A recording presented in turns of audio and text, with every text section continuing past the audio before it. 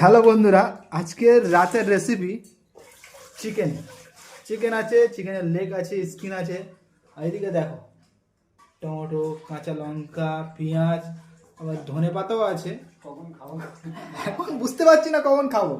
রাত তো অনেক হলো, প্রায় 11টা বাজতে। দেখি রান্না কখন হয়, সবই আপডেট আপনাদেরকে দেবো। দেখুন কখন আমরা খাই, সময় এখন বুঝতে পারছি না। রেসিপি রেডি হওয়ার জন্য গ্যাসের ওপরে হাঁড়ি অলরেডি বসানো হয়েছে।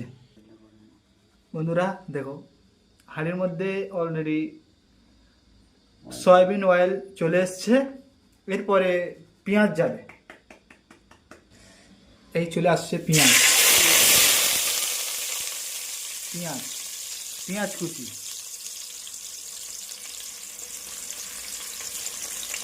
পেঁয়াজ কুচি চলে এসছে। পেঁয়াজ কুচিটা একটু লাল করা হবে, তারপরে আরও অনেক কিছু দেওয়া হবে। পেঁয়াজ কুচিটা ফার্স্ট লাল হোক, দেখা যাক। এবারে পেঁয়াজটা হালকা লাল হয়ে এসছে। এবার আমরা দেবো আদা বাটা, আদা রসুন বাটা। দেখা যাক আজকের রান্নাটা কত সুন্দর হতে চলেছে। দিয়ে দিয়েছি আদা বাটা, সে লবণ, হালকা লবণ। অনেকেই ভাবছেন যে এটা এবার কি হচ্ছে, প্রথমে আদা বাটা আবার লবণ। দেখতে থাকুন, আপনারাও ট্রাই করতে পারেন, বাড়িতে করে দেখতে পারেন কেমন লাগে টেস্ট। এবারে আসবে লঙ্কা কুচি,